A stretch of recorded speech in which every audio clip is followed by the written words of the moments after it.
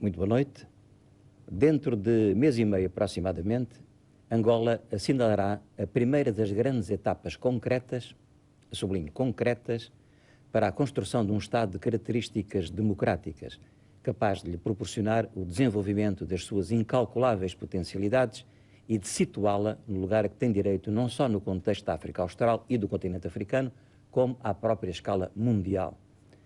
Trata-se, como já foi amplamente noticiado e confirmado, da realização das primeiras eleições presidenciais e legislativas que conformarão e informarão um país subdesenvolvido por culpa própria e vítima das suas contradições internas e também das suas rivalidades, das rivalidades dos seus dirigentes, da ganância sem escrúpulos de grandes e pequenas potências, enfim, trata-se do primeiro ato político de que o povo angolano será realmente o protagonista e o beneficiário, assumindo plenamente as suas responsabilidades, os seus deveres e também os seus benefícios. Nesta hora decisiva, tem assim plena oportunidade uma reflexão aprofundada sobre a sua realidade, nas múltiplas facetas que fazem parte dessa realidade, nomeadamente a militar, a económica, a social e naturalmente a política. Disso se encarregou o nosso companheiro de trabalho, José Manuel Barata Feio, que percorreu Angola em praticamente todas as direções, de norte a sul, de leste a oeste. Trata-se de uma reportagem exaustiva, porventura a maior e a mais completa até hoje realizada sobre o conjunto da realidade angolana, entendida no seu todo, isto é, levando em conta os pontos de vista tanto do MPLA como da UNITA. Vejamos, pois, a Angola de hoje, tal como Barata Feia viu, cinzas e esperança.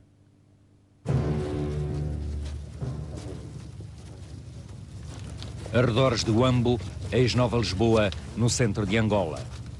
Um grupo de sapadores prepara-se para uma ação de desminagem.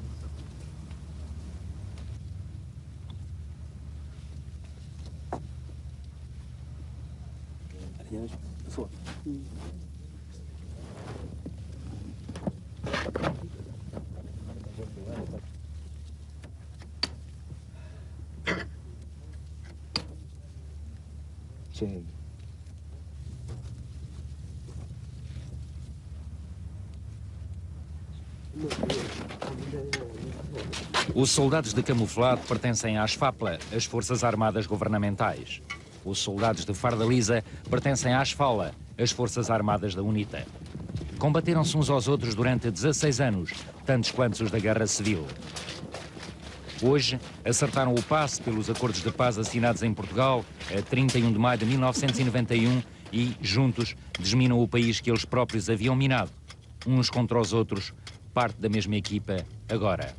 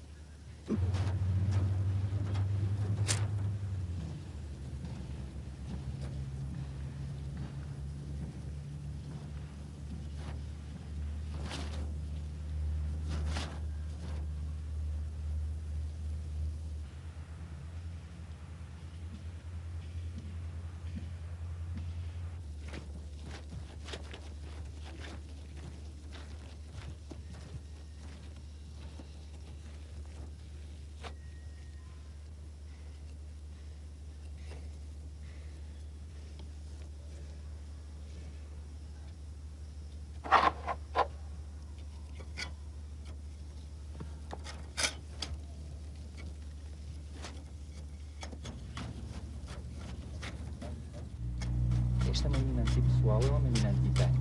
É antipessoal.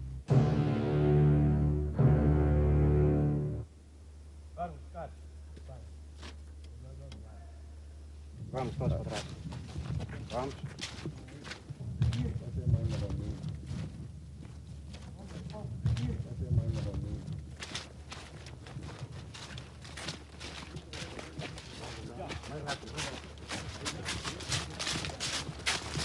caminhão acendeu, retira. Ainda que não está aceso, retira.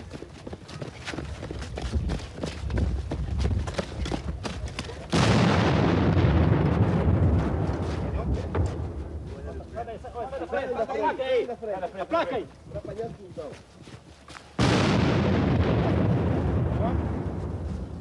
Está voltando a placar.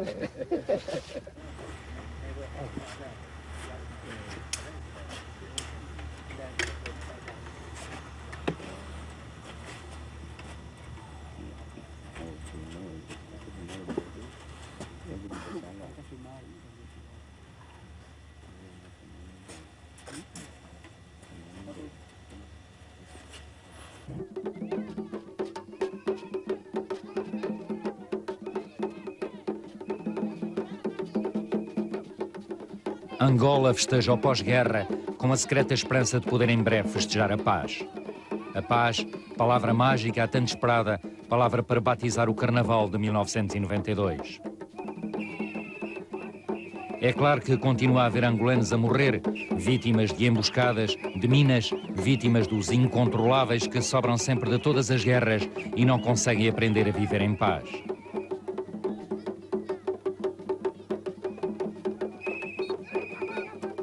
Mas que importam esses poucos mortos do presente quando comparados com os muitos outros do passado, do tempo de antes de as duas grandes máquinas de ceifar vidas, o MPLA e a UNITA, declararem solenemente em Portugal que queriam o cessar-fogo. Um cessar-fogo que, contra todas as previsões dos afropessimistas, dura há mais de um ano, promovendo os angolanos a exemplo civilizado para todos os selvagens de todas as guerras, a começar pelas tribos da Jugoslávia, bem europeias e brancas, e ainda mais incapazes de respeitar os acordos a que regularmente se comprometem e não menos regularmente violam. Por toda a parte, em Angola, por vezes ao alcance dos grandes olhos que enfeitam os desfiles do Carnaval, as FAPLA e as FALA esperam a hora de uma desmobilização que já chegou. Espera tanto mais meritória, quanto cada um dos dois adversários continua convencido de que só ele mudou, para melhor, é claro, enquanto o outro não tem emenda. Desta UNITA é mesmo que o MPLA combateu militar e politicamente? Acho que sim. Pouca coisa mudou e é isso que nos preocupa grandemente, pois a UNITA, infelizmente, mantém o seu espírito militarista, continua a usar métodos terroristas, claro, não com a envergadura com que fazia no período de guerra, mas os atos isolados que vamos verificando aqui e acolá mostram que ela não abandonou os seus métodos, continua a ser um movimento de guerrilha, em vez de transformar-se em partido político, e esta é uma séria preocupação que nós temos, porque vemos nisso uma ameaça para o processo de paz. E este MPLA é o mesmo que a UNITA combateu quando estava na mata? Ou mudou de natureza? Com certeza que é o mesmo. Nós estamos em Luanda já há um tempo, e ainda é um partido único, portanto há discursos que eles fazem, o Estado de Direito, a liberdade, mas não é verdade. Portanto, começamos logo pela comunicação social, que é monopolizada pelo governo. Quando o governo quiser fazer uma campanha contra um partido ou contra pessoas, conseguem, e só eles conseguem. Por isso, o MPLA não mudou de forma nenhuma.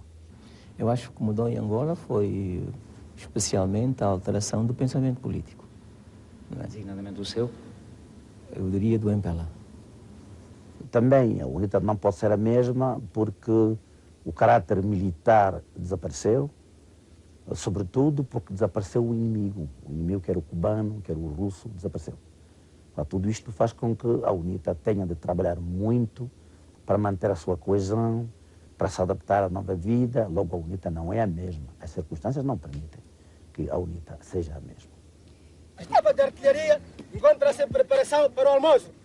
Capitão Nampolene, ordem um comando descansar. Bom dia, camaradas oficiais, sargentos e soldados.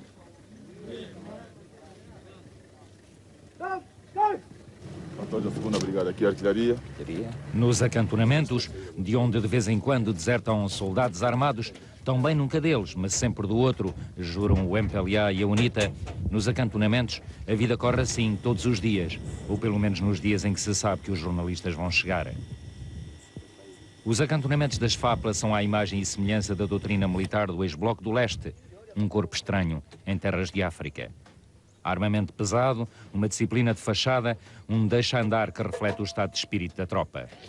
5.000 homens da 2ª Brigada estão aquartelados na área número 1 da Zona Militar do Huambo, no centro de Angola, desde junho de 1991. Em alguns acantonamentos aqui em Angola tem havido fenómenos de fugas de soldados, de deserções. Verificou-se isso aqui também ou não? E se verificou, muitos homens ou poucos homens? Quer dizer, isto é um facto. A fuga dos soldados é uma coisa de 30, 40 dias. Eles vão visitar os seus familiares e regressam às áreas de acantonamento. Podemos concluir que muitas dessas fugas resultam exatamente do facto dos soldados estarem afastados das famílias durante um tempo excessivo. Sim, é isso. Porque as tropas estão há 16 anos, outros 14, outros 10 anos, fora dos seus familiares, em situação de guerra, que não tinham dispensas. E agora, no tempo de paz, eles, naturalmente, têm uma fugazita, vão visitar os seus familiares e regressam. É humano? Sim, eu creio que sim, é humano. Comandante, o que é que espera pessoalmente, como homem, como soldado e como angolano, deste processo de paz que está em andamento e em curso? Eu penso que não tem travões. Este processo vai até o fim. E as FAPLAs nós esperamos que sim, porque 14 anos de combates é bastante tempo. Aliás, 16 anos de combates é bastante tempo para um oficial, sargento e soldado. E nós pensamos que este processo, até o momento, vai andando bem e penso que terá um bom fim. O Sr. Comandante está decidido a ganhar a guerra da paz? Esse é o nosso objetivo. E o objetivo do povo também. Este é o principal ponto comum entre os acantonamentos das FAFLA e os das FALA.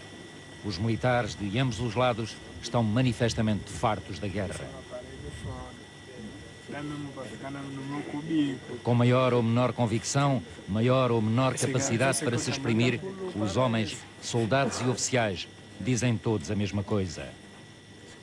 Nós queremos a paz ou queremos a guerra? Queremos a paz. Por que queremos a paz? Porque só a paz é que permite o desenvolvimento do nosso país. Por que queremos a paz? Só a paz é que permite o desenvolvimento do nosso país. Então, e não gostariam também de voltar para as vossas famílias? Saudades. Muitas saudades? A sua família onde é que está? Onde é que estão as vossas famílias? Falem mais alto, pá. Em vários pontos do país, em várias províncias.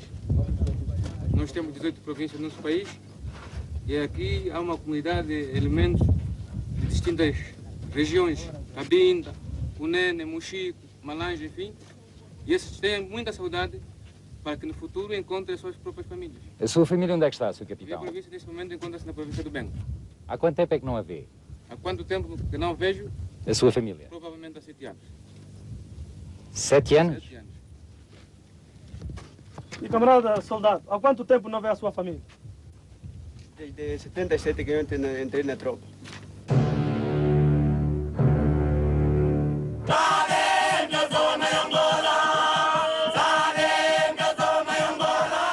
Os acantonamentos das FOLA são também a imagem e semelhança da filosofia política da UNITA.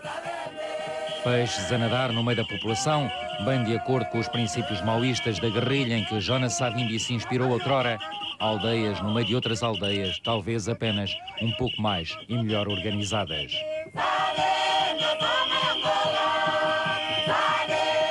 No acantonamento do Sambo, paredes meias com os paióis onde se guardam as armas, estão instalados, desde agosto do ano passado, 1.100 oficiais e soldados da UNITA com as respectivas famílias. Dentre os soldados que aqui estão, têm-se verificado fugas? Com toda a sinceridade, tenho a informar que aqui não se registra fuga. Fica que neste acantonamento estão os soldados, mas também estão as famílias deles? Absolutamente.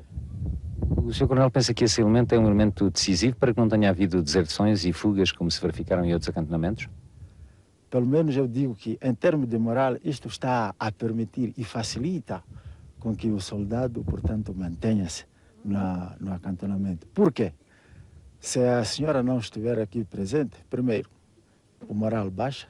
Segundo, há vários pedidos para visitar este ou aquele e quando nós não permitirmos saídas, não temos outro recurso. Poderemos encontrar realmente fugas. E eu não posso dizer que seja um elemento decisivo das senhoras estarem aqui, mas pelo menos é essencial. A sua convicção pessoal no que respeita ao processo que se vive neste momento em Angola é de que vai haver um triunfo do processo da paz ou de que se poderá eventualmente regressar a uma situação de guerra? Como tem acompanhado em todos os discursos do nosso alto comandante, general Savimbi, nós não optamos mais pela guerra. Se porventura não ganharmos as eleições, vamos continuar como um partido de oposição. E até lá vamos esperar os 5 anos que poderá determinar, portanto, a lei e poderemos concorrer nas próximas eleições. Mas em termos de guerra, nós excluímos totalmente esta posição. A senhora acha que é melhor a paz ou que é melhor a guerra? Como? Acha que é melhor a paz ou que é melhor a guerra? É melhor a paz, porque a guerra traz várias dificuldades. Então, com a paz, eu penso que tudo vem no seu lugar. Queremos a paz, dizem todos, civis e militares, faplas e falas, de Cabinda ao sul do país. E vocês, os outros aí, vocês querem mais guerra ou querem paz? Queremos a paz. Querem todos mesmo a sério a paz? Sim, queremos a paz. Estou contente com a paz. Só querer a paz.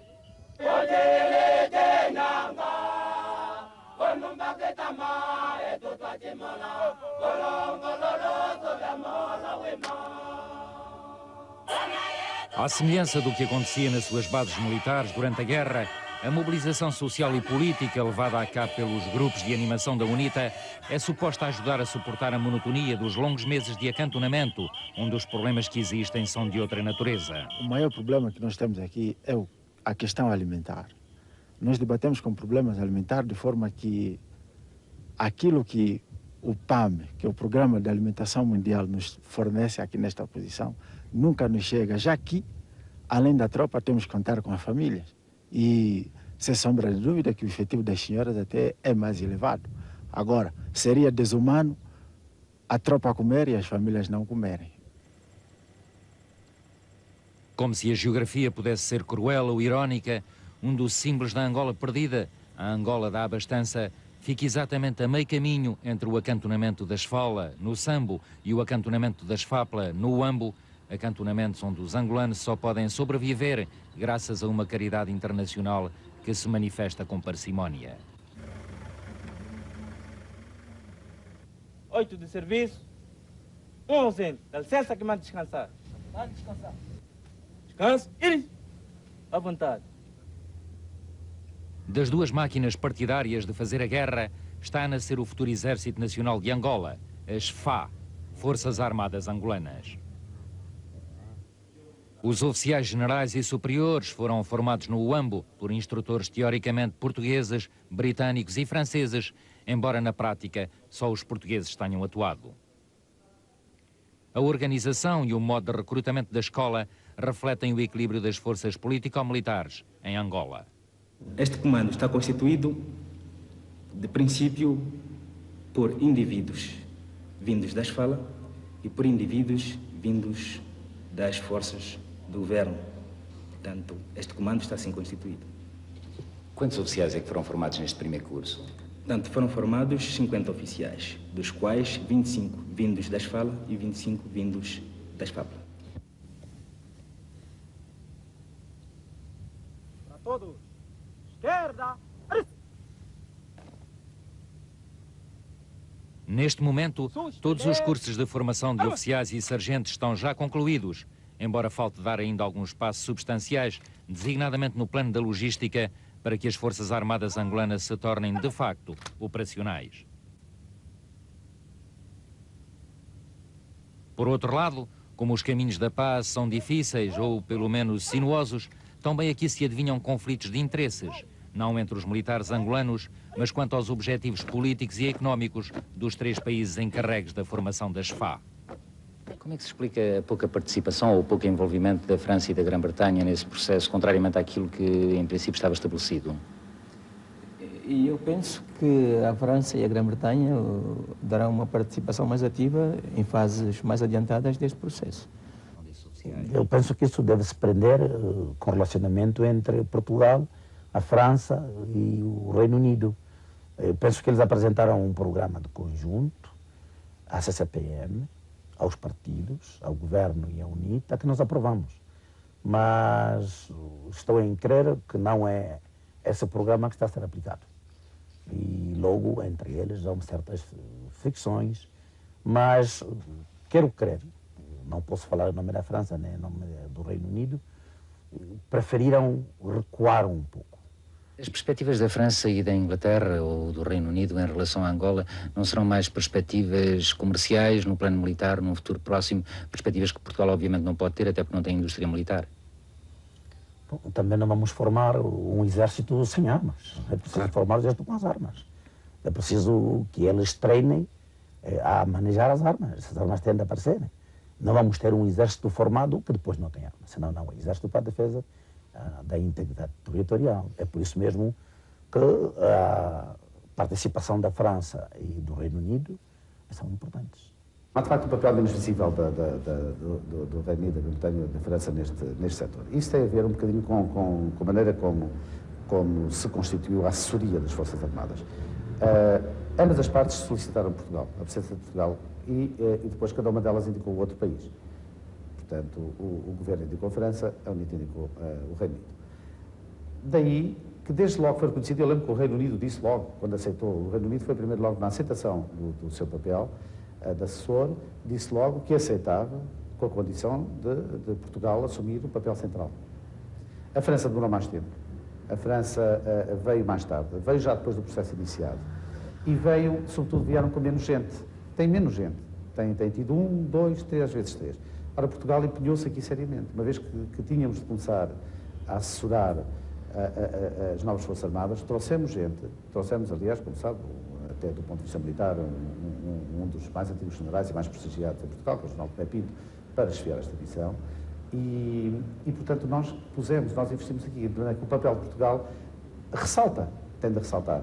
Não existem, então, quaisquer fricções entre a parte portuguesa, por um lado, e a parte britânica e francesa, pelo outro, como pretende uma das duas partes angolanas? Eu acho que não há fricções. Pode haver em certos setores, digamos, dificuldades de acerto ou dificuldades de entendimento. Agora, nesta fase do processo, Portugal assumiu por uma razão muito simples. Os instrutores no AMBO são quase todos portugueses, são 95% são portugueses. Guarda Interna, Albino Romeu, Luís César. No AMBO, pelo menos do lado angolano e na situação atual, as intenções parecem claras e as vontades firmes. Os primeiros chefes de Estado-Maior das Forças Armadas angolanas são dois generais, um oriundo das FAPLA, o general Matos, outro das FAULA, o general Numa. Dois comandantes a quem a história, se o futuro do país se construir em paz, reservará sem dúvida um lugar de destaque. Tem-se entendido bem, dois homens que se bateram e lutaram durante 16 anos, um contra o outro. Se for eu o primeiro a responder, a minha análise não se vai distanciar ao ponto de vista do Sr. General Matos. Pelo seguinte, bem, primeiro partimos da necessidade, de uma necessidade vital, da consolidação da paz. Este é o ponto de vista dele e também o meu. Aqui coincidimos. E a partir dessa plataforma coincidente, tentamos por todas as formas construirmos um entendimento melhor. E, no ponto de vista pessoal, o general Matos tem um caráter que não vai muito além de gente de homem que gosta de lidar. Por isso também não encontro dificuldades em tentar solucionar pequenos diferentes de trabalho que surgem entre nós. E até, se salvo erro, não me recordo de terem surgido alguns diferentes entre a via. Seja não, Matos. É precisamente isso. Nós praticamente temos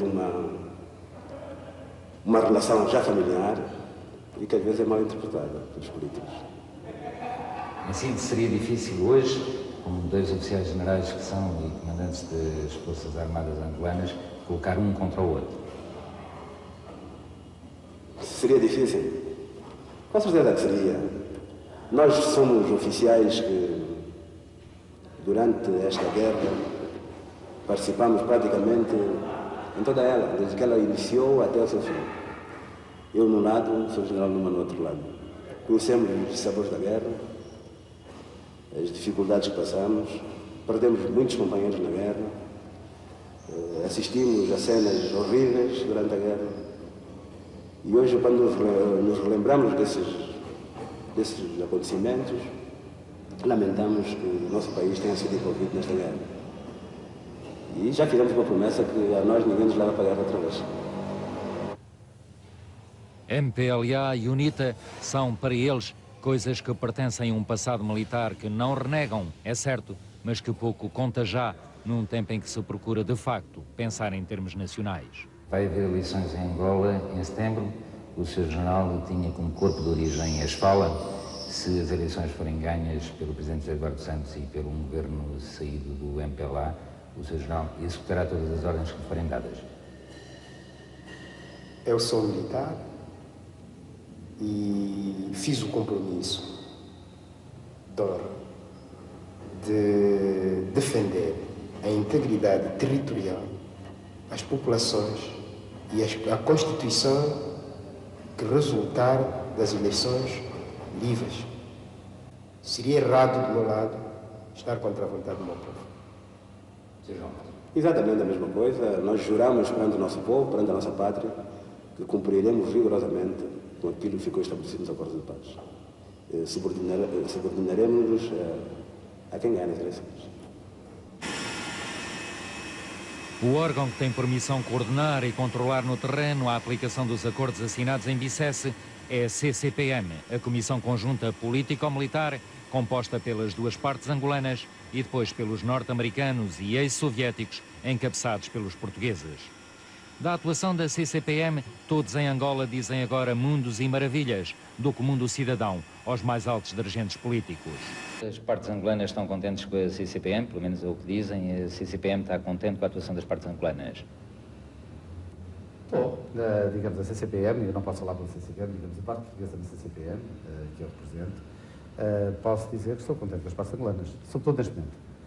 Estou contente porque, e explico-lhe em duas palavras, porque há um empenho renovado das partes em fazer a cumprir os acordos de paz. E, sobretudo, isso é significativo quando alguma delas, ou quando ambas têm problemas, que são conhecidos de todos, e quando esses problemas não têm um reflexo direto nos trabalhos. Isso mostra, portanto, o empenho e a capacidade de cada uma delas de separar aquilo que é unilateral daquilo que, em conjunto, se propuseram fazer e assinar. Mas apesar de todos estarem contentes, consigo e uns com os outros, a perspectiva de não se constituir um exército único e nacional antes das eleições é talvez o maior problema com que Angola é hoje confrontada. O que é que pensa do princípio um presidente, um governo, um exército? Eu penso que esse vai haver, espero que haja um presidente, um governo e um exército. Isso é o que é normal. Vamos lá ver. As duas Eu partes. sublinharia aqui que o exército surgiu no prolongamento de dois órgãos de soberania, portanto, o presidente, um governo e um exército. A ideia que se fica quando se ouve enunciado esse princípio é de que se trataria, portanto, de um exército governamental e não de um exército nacional. Não, isso não é o que está nos acordos. Os acordos, o que nós dissemos é que havia a criação, pelo contrário, que o exército está lá bem escrito, o exército deve ser apartidário. Está bem escrito isso. Portanto, não pode ser o exército governamental. O exército governamental, está bem, terá a sua subordinação ao governo, como em todos os países, agora não pode ser apartidário. E se o governo for... Voltando à minha pergunta... Isso sou contra. Quer dizer, eu acho muito bem que o país tenha um presidente, e deve ter, como todos os países, um governo, um presidente e um exército. Agora, é evidente que está bem escrito nos acordos, que a ideia que se tem aqui é constituir um exército partidário, portanto, que dependa depois, normalmente, nos termos normais e quando for definido na Constituição, do poder político, mas que não seja um instrumento do poder político, não seja um instrumento de partidos. Sem rodeios diplomáticos, o certo é que um exército constituído só depois das eleições terá, sem dúvida, muito de partidário, ou, se quisermos, de governamental, e bem pouco de exército nacional. A questão é decisiva para que não se semeie hoje o germe de possíveis discórdias de amanhã, os germes de uma outra guerra civil. Ainda assim, resta sempre o delicado problema da desmobilização.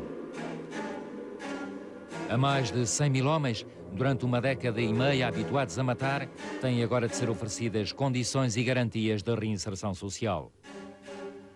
Caso contrário, e à semelhança do que acontece no vizinho Zaire, ninguém pode excluir a possibilidade da constituição de bandos armados, mais ou menos autónomos e organizados, capazes de prolongar os piores anos da insegurança.